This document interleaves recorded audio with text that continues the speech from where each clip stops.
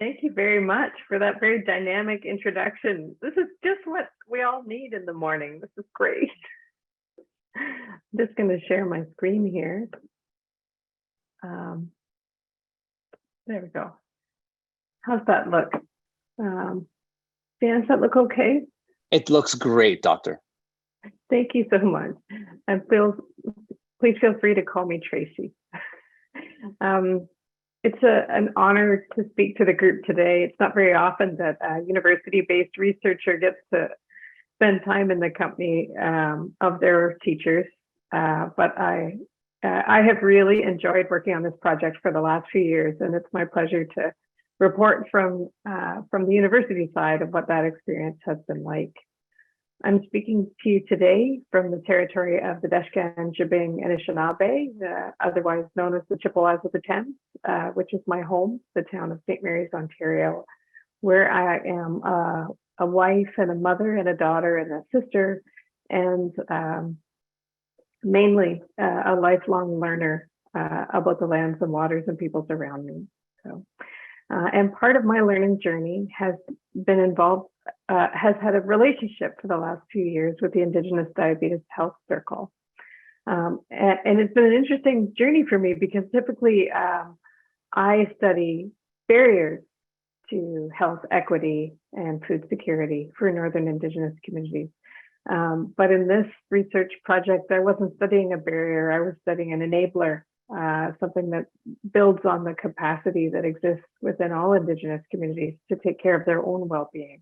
So it's been a real pleasure for me and a real change of scene. And I wanted to build on the incredible work of the wise woman speaking before me, Marietta Sutherland, who spoke about two-eyed seeing, which has been a way of opening my eyes as a scholar and a learner to nature, and the way that within nature, learning comes from many, many sources. So it's all right to bridge biomedical or Western and Indigenous forms of knowledges and to bring them together as long as that merging can enhance the well-being of communities. And I like to reference the work of Robin Wall Kimmerer, who talks about, she tells a wonderful story about how butterflies and bees move from different kinds of flowers and gather nectar from flowers of different types and across different spaces to make something beautiful and useful and nurturing. And that's a little like the kind of work that I think we're describing today. So you'll all have heard of gestational diabetes mellitus. It's a form of diabetes experienced by pregnant people.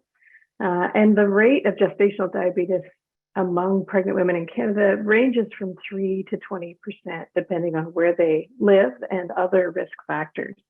But we know that some of the most serious risk factors for women in Canada include colonization and intergenerational trauma. And as a nation and as a set of provinces and territories, we have not done very well in serving Indigenous women with respect to pregnancy and gestational diabetes care. So IDHC commissioned its own environmental scan, kind of a literature review of what resources were out there that involved culturally informed care for Indigenous families in 2016. And this was carried out by one of their scholars, Awahio Thomas. Sorry, move that back. And she found that there was a real demonstrable lack of culturally informed services. And that's a real shame because a study, a literature review by Britt Voklander, released just 2 years ago, found that rates of diabetes during pregnancy for Indigenous women in Canada, the US, Australia, and New Zealand are about twice as high as they are for non-Indigenous women. So this is a serious problem and one we need to confront in a way that reduces this injustice. So, this won't be news to folks who know the work of IDHC because they recognized this long ago and developed the 7th generation gestational diabetes prevention program. And they've been offering train the trainer workshops for frontline workers who work with Indigenous women and families who may be at risk for diabetes. Oh, I see that somebody has raised a hand. Is there a question? I'll be happy to take questions at the end, or if there's a way for Jessica or someone to send them to me in the chat, I'll try and address them in the moment. I'll move this down to the side. Yeah, doctor, if you just carry through. Okay, that's fine. And then we'll take questions at the end if there's time. Okay, super. As part of this Train the Trainer program, then IDHC has been distributing frontline worker training packages and pregnancy wellness kits for Indigenous families and women experiencing pregnancy, and for frontline health workers whose care involves these families. And so our project was an evaluation of this program to see really two things. Is it accomplishing its goals of providing culturally relevant content on gestational diabetes prevention and management? And is it doing it in a way that inspires frontline workers to really provide care that's informed by Indigenous knowledges? Okay. And then the second goal is to see if the program is doing this in a good way. So, and this is where we really blended some Western and some Indigenous ways of understanding what constitutes effective diabetes prevention and management. So does the program advance health equity for Indigenous people? Does it help enhance connectedness, which is part of overcoming intergenerational trauma? Does it bring families and communities and their carers together? And does it ensure cultural safety for women and families who are experiencing care from the healthcare system? So our evaluation had 6 parts, and it took several years. We began in ceremony at Niagara Falls, and I'll describe that in a moment. And we surveyed folks who took part in that ceremony. We conducted a literature review, which is pretty standard for kind of evaluation research. We assessed all the materials that are part of the Train the Trainer toolkit and the pregnancy wellness kits. I observed the program in action at 2 sites, and we distributed surveys to folks who had taken the Train the Trainer workshop. And finally, we wanted to reach out to the broader community of people who support pregnancy wellness and birth and care for Indigenous families, particularly in Niagara region. So we developed a list of people we identified as part of the circle of care who could support that care, and surveyed them. So I'll just talk briefly about each of those steps. So I said we began in ceremony. We had a wonderful launch to the program because the program itself emerged from grandmother Renee Thomas Hill and her 13 grandmother moons teachings. And so she led us in some appreciation of the relationships between women and water at Niagara Falls in 2018. And then we returned to the IDHC offices and had a lovely lunch and a set of conversations with the participants of the ceremony. So we really did begin in a good way and learn quite a bit from that. And the concerns raised even at that workshop indicated that women were aware that Indigenous families experience gestational diabetes at higher rates than the general population.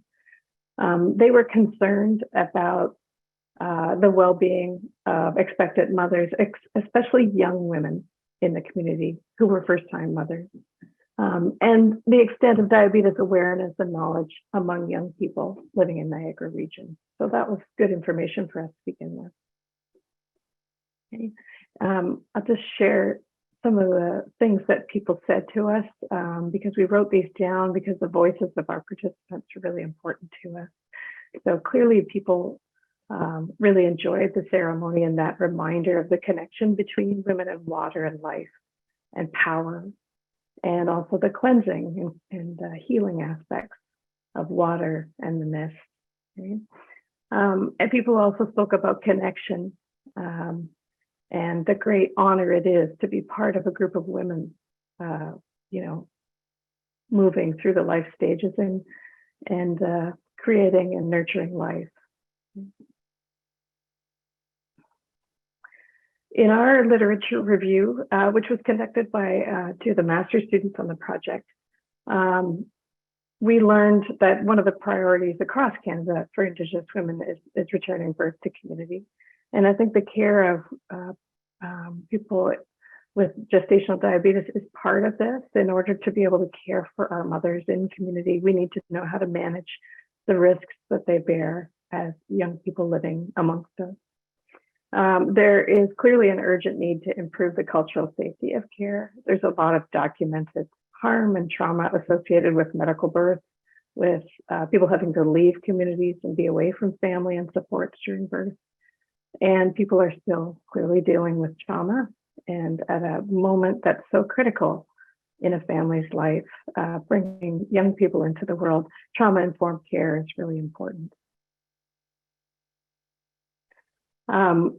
We looked at all the materials that IDH had developed, and they have evolved over the years, but we wanted to see how they constitute a part of the service that this program is providing, both for people caring for pregnant women and families, but also for the women themselves. So the pregnancy wellness kits were described by all the people who distributed them as urgently needed. They contained like a diaper bag or backpack and a little surface for changing a baby if you were moving about.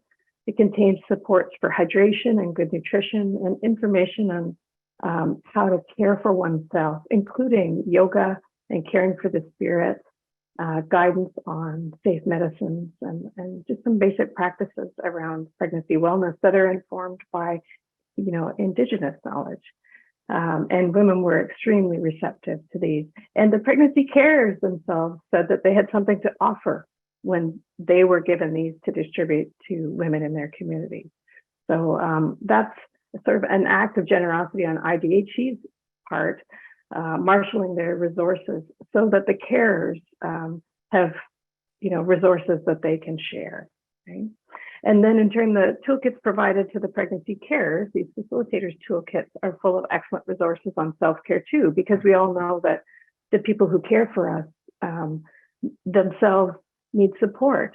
They need to have strength and spirit in order to carry out the important work of nurture and care that they carry out in communities. And then everywhere possible, the materials reflect Indigenous identity. So if they're showing a family sharing food or having a meal or harvesting, they show an Indigenous family that's relevant to the community where the materials are shared. And I think that's really an important aspect of the one we often overlook in government and public health settings, how important it is to see yourself reflected in the resources that you're given. So I said earlier, I conducted 2 program observations. Over the years that we were working together, there were many diabetes prevention workshops that were carried out, and I attended just 2. One at the Toronto base for the 7th generation midwives, where midwives and community birth workers were present. And then one in a northern community of Attawapiskat, which is a fly-in only community, for 8 months of the year, sometimes 10, when there's road access only when an ice road is built, which is not every year. So this community has its own midwifery service, and there's a picture of some of the midwives and birth workers in the upper left there at the community health center. And the pictures on the right-hand side are some of the midwives from 7th generation in Toronto. So it was a real honor to travel with the IDHC team to these communities and to observe the workshops in action. At the IDHC workshop, the Gestational Diabetes Prevention Training Workshop in Attawapiskat, local Attawapiskat elders also took part, and the facilitator was the wonderful Wendy Hill. And Wendy was able to incorporate local teachings and practices of the Cree women in Attawapiskat under the guidance of that elder who took part in this 2-day workshop. So that was really transformative.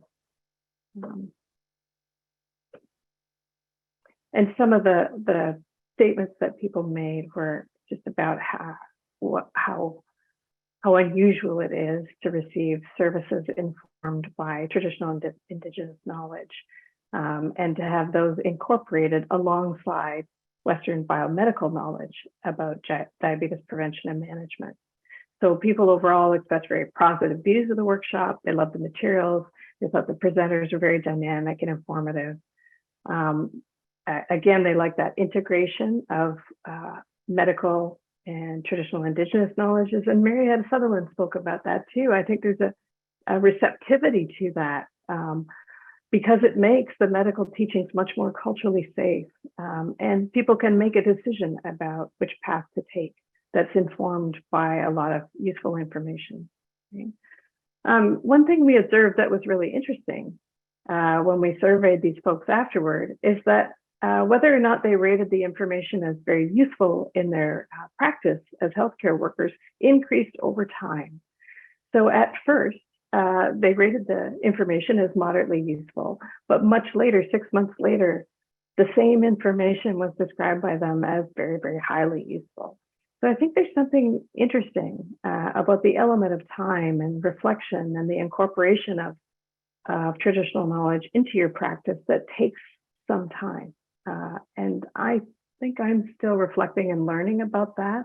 I probably need a little more guidance from elders and others more knowledgeable in this area, but I think it's an interesting phenomenon. There were calls from folks for repeat or refresher workshops. They'd love to see the group again, if that were possible. And maybe that is actually happening through virtual means, which would be excellent.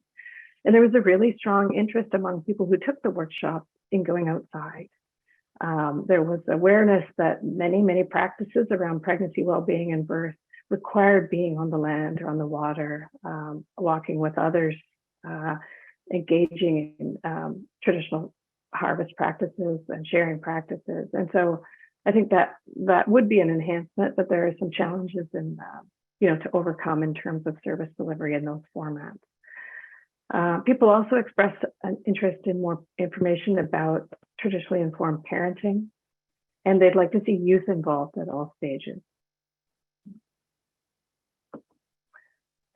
And finally, we reached out to this circle of carers, these folks we identified as people who provide care for families experiencing pregnancy and early childhood in Niagara region, to ask them if they were aware of any existing services that incorporate traditional knowledge and any service gaps for Indigenous families. And the results were, probably as most people would expect. Big service providers like Niagara Region Public Health had low awareness of the services provided by agencies like Indigenous Diabetes Health Circle. And they acknowledged that there were major gaps in service delivery. And then smaller community-based organizations were quietly filling that gap without the large provincial and even federal agencies being aware. So when we asked, does your organization incorporate traditional and Indigenous knowledge? The large organizations were likely to say, not from an Indigenous lens, or we really don't have those teachings with us. Local people said they would like to see Indigenous doulas, midwives, community birth workers, carers. They would like to see more peer-to-peer mentoring of the type that IDHC does very well. There is an unlimited desire to connect Indigenous youth with their elders and sort of repair and rebuild some of the damaged links that have occurred through intergenerational trauma. So there can be no end of this work. It's really, really important in terms of resilience and well-being. And they'd like practical things like funds for community birth workers and doulas. I think these are achievable goals. Okay. And we also asked, and this is, an idea of the IDHC team, which was an excellent one, how well organizations are supporting fathers and partners of pregnant women using traditional Indigenous knowledge about fatherhood and the role of partners in supporting healthy pregnancy and birthing. 7 out of 11 of those agencies said that they were, but there were more general statements indicating this is a major gap and that men would likely really benefit from more programming in this area. So that was quite informative. So if we just sort of summarize the results of our evaluation as a whole, how is the gestational diabetes prevention program doing at accomplishing its goals? Is it providing culturally informed content on pregnancy wellness? Yes, it's doing so in a way that integrates Western and Indigenous knowledges very well. A key aspect of that people identified is that it incorporates ceremony and medicine within the care of pregnant people, and that's really key to well-being, not only of the body, but the mind and spirit. Is it inspiring frontline workers to provide culturally informed pregnancy care? Yes, though there is this interesting thing that the feeling about that increases over time. Even among midwives who are Indigenous themselves, they may say that, initially it had a moderate impact on their practice, but later, 6 months later, they're likely to say it had a great impact on their practice. And I think I had something to learn here about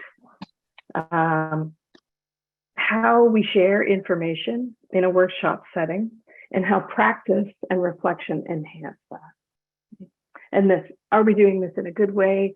Yes, we're advancing health equity by addressing concerns in rural, urban, and remote communities and sharing resources. I see you there, Stan Wesley, so I'm wrapping up. We're doing a good job of enhancing the connectedness of families and communities, certainly by elder participation, although more work can be done to bring youth into those conversations. But one way we're really doing well is to enhance connectedness among carers. And then, are we ensuring cultural safety? Yes, for creating culturally safe spaces for people to share information about wise practices. And we're valuing Indigenous knowledges alongside or above Western medical practices in terms of the care of women and children. So I'm now reflecting on how well we've done. Some things we did well, some things I think were my own fault. For example, we began in ceremony, but we did not finish that way. And I hope there's still space to do that. I think the research outcomes are very valuable, but we have to learn as we go as university researchers about how to commit to a process that benefits all parties equally. And I'd just like to say a word at the end of deep gratitude to Grandmother Renee Thomas Hill. Not only did she and the other folks at IDHC who I've named here, especially Rosalind Baird and Amanda Lipinski and Krista Ruthven, not only did they guide me in this work, but they guided my students, Darcy Belmore, Claire McDonald, Stephanie Johnson, and Emily Smith. Claire McDonald and Stephanie Johnson are now in medical school, and Emily Smith is in the midwifery program at McMaster University. Thank you very much.